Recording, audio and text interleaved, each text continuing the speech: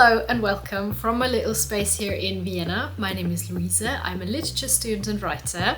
It's been a minute since I made a video for you, but many things came together. I was sick, I was trying to finish my master thesis, I am so close to handing it in, and I also had a lot of technical issues with my phone. I was always filming with my iPhone SE, which got really annoying and didn't work most of the time, and now I invested in some proper equipment, but there are still some things that I need to figure out, especially with my microphone. It's not yet compatible with my camera, so I really hope that the audio quality isn't too bad today. I hope you bear with me while I try to figure out all these technical devices. Without further ado, welcome to this little video about my Bachelor Scandinavian Studies. If you are new here, I did a Bachelor in Comparative Literature, and now I'm currently finishing my Master in Austrian Studies, which is provided by the German department. It's on literature, language and history of Austria. But I'm also doing a Bachelor in Scandinavian Studies, and I'm almost done with it. I only have one more exam to go, but I'm saving it for after my master thesis because that's my priority right now. Okay, but I thought it might be interesting for you since it's a really cool bachelor and there are some really interesting topics in there, and I thought I'll just show you the curriculum and all the courses that I did over the course of my studies. I have my notes here on my laptop because I don't remember all the courses that I took. It's gonna be a little memory lane for me as well. In Austria, you always start with an introductory and orientation period that is mandatory to do all the courses afterwards. It's usually the most boring part of the studies because it's mostly overview courses. The first course is called Scandinavian Studies Basic Level, and it is really just that, a basic introduction. What are the Scandinavian countries, kind of the history a little bit, and really just the background of this area. I don't remember much of this course, to be completely honest with you. The second introduction course is Introduction to Scandinavian Linguistics. This is one of the main pillars of this study.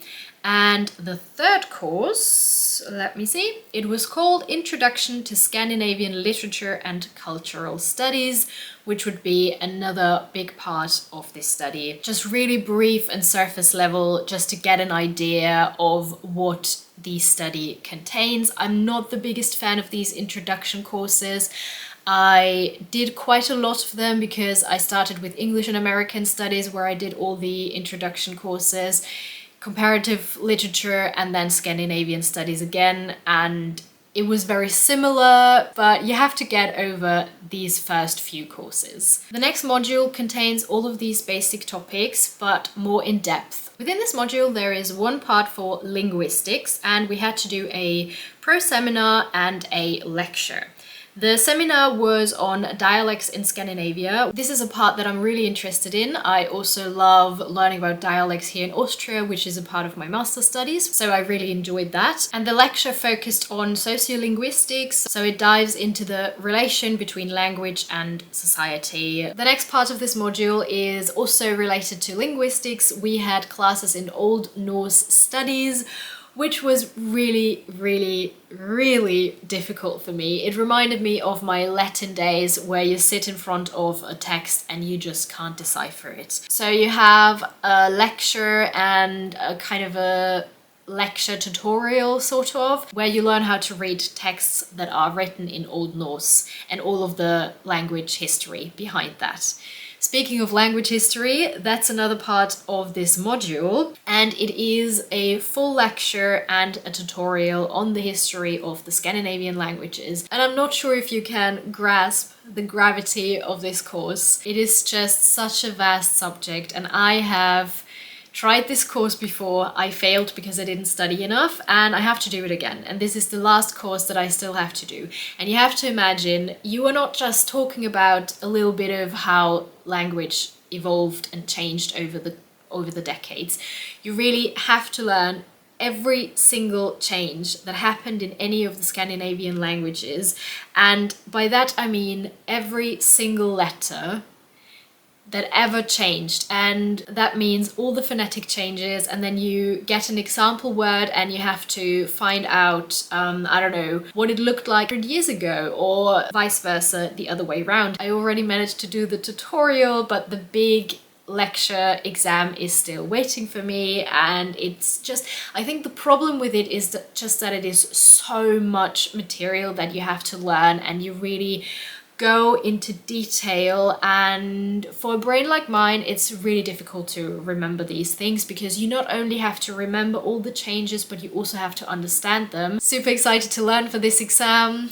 Stay tuned, I will probably make a little video to stay motivated. Okay, and then we come to the literature part of this module, which is history of Scandinavian literature. So we talk about all the classics from Scandinavia, important authors such as Knut Hamsun, Henrik Ibsen, Selma Lagerlöf, August Strindberg, Astrid Lindgren, Hans Christian Andersen. This lecture was mostly dumping names on us, but I really love the literature part of these studies. I think it could be even more for my taste. This part focuses on the history of literature. I also had a pro seminar here, which was called Contemporary Scandinavian Poetry, Lyrical, Political. So we studied different poems from Scandinavian authors, and they were mostly with a political background, and then we discuss them. This was a course that was a little bit challenging for me, because I've never really dived into poetry or like analyzing poetry, because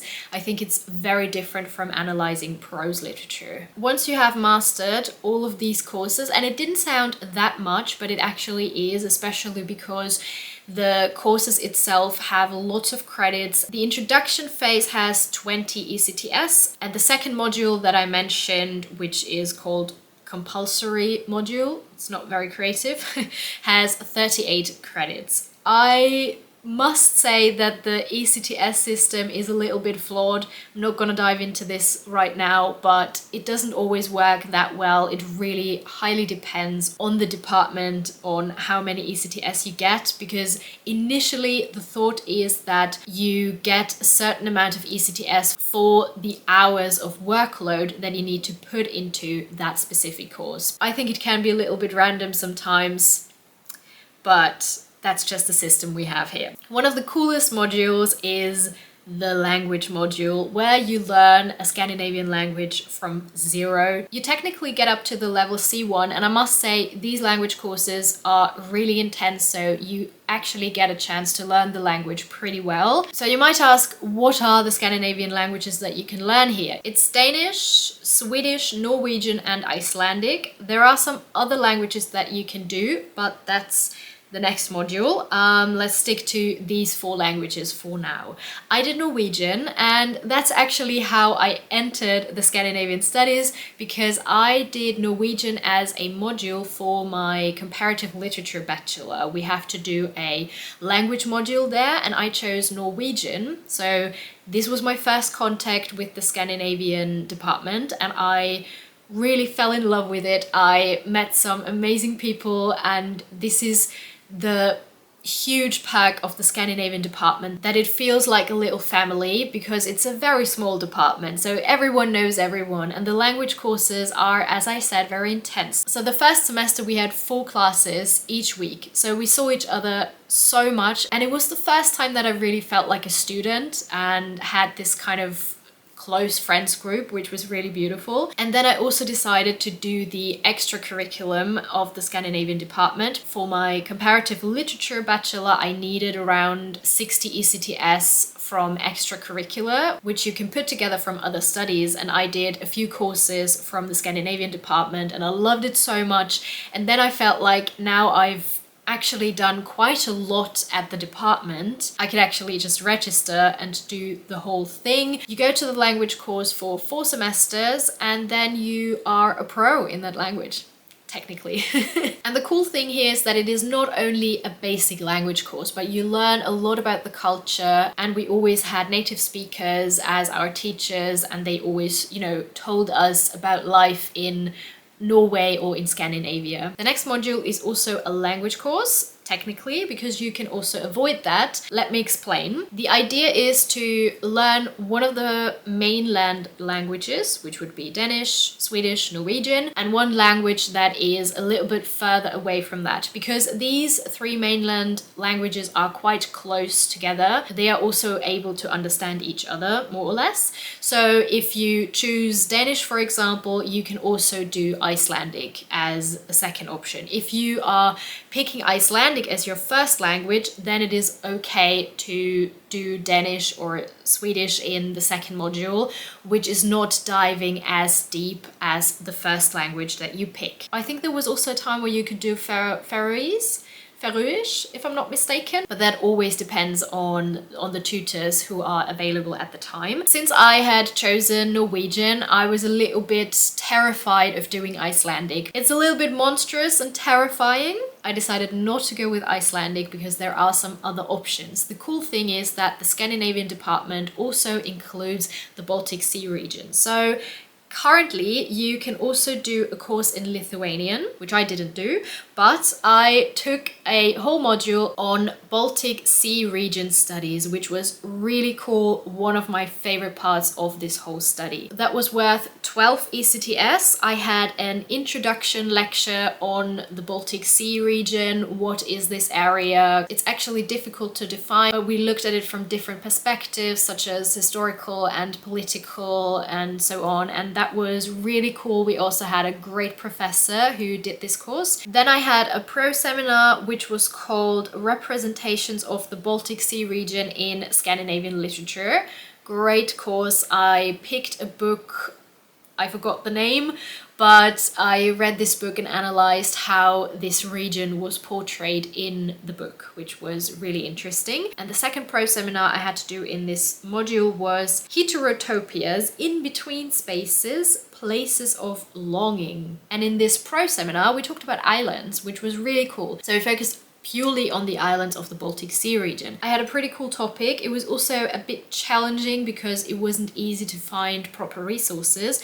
But the topic was called Die Bedeutung von Veneta und Jomsburg in der nationalsozialistischen Politik der Germanisierung Polens. There is this kind of lost city such as Atlantis, but it is called Veneta, and the Nazis kind of tried to take this whole narrative for their purpose when they were Germanizing Poland. These three Baltic Sea region courses didn't have enough credits to cover this whole module because the language courses have more ECTS. So I also did a cultural studies extension, but this is actually quite a lot of fun and people do this course just for fun. It is called Theater and you are in a theatre group. They usually put together an actual play, but it was still one of the semesters that was kind of during COVID, so we decided on doing a film project and we just made a little film. It was a crime story, pretty wild. My character died. I'm very bad at acting. I was very nervous doing this, but it was a lot of fun. And the end product was actually pretty cool. And we had a little viewing at the campus where lots of other students came. And there are so many other fun activities at this department because the Scandinavian department, as I said, is like a little family and people are so creative and they put so much effort into making it kind of the time of your life. During my time, there was not only a theatre group where you could get actual ECTS for participating, but there was also a choir, also a metal choir at some point, then a little orchestra group, and each semester there is a little celebration. One is the Midsommerfest in summer and one is the Julfest in winter. Each language class prepares a little presentation or a song, mostly songs, and then they present it. Lots of different creative inputs and fun things, and yeah, it's really a lovely gathering. Another fun course where you get ECTS for, I feel like I'm kind of promoting the studies here right now, but if you are intrigued, check it out.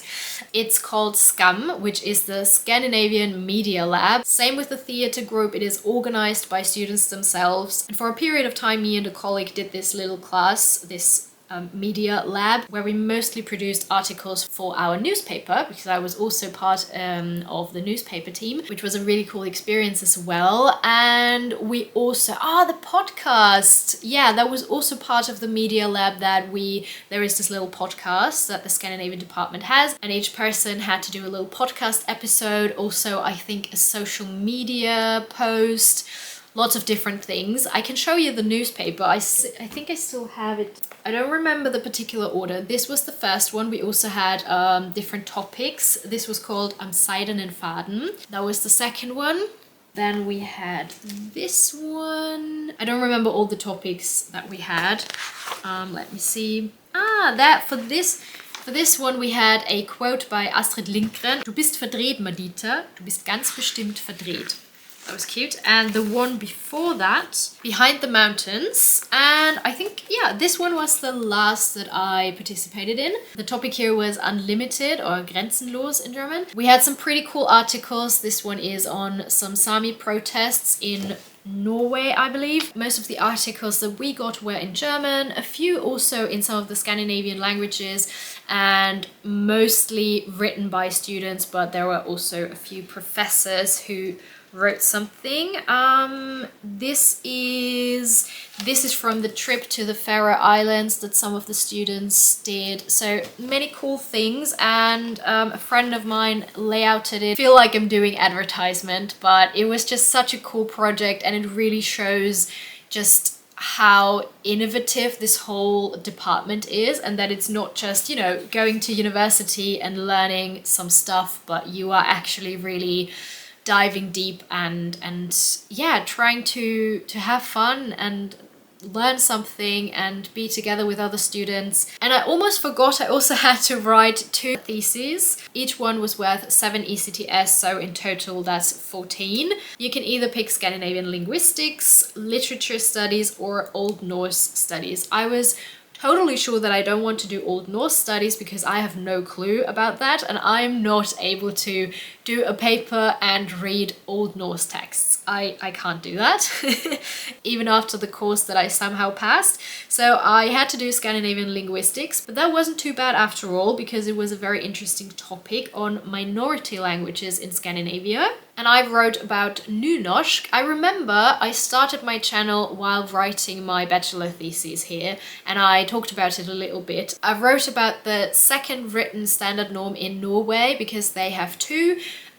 You can either use bokmål, which is the more common version, or nynorsk, and I wrote about nynorsk, which was a planned language. It was based on some of the dialects in Norway. Norway has lots of different dialects, and the whole idea came up during the time where Norway was trying to separate themselves from Denmark, because the other written standard, bokmål, is very close to Danish written language.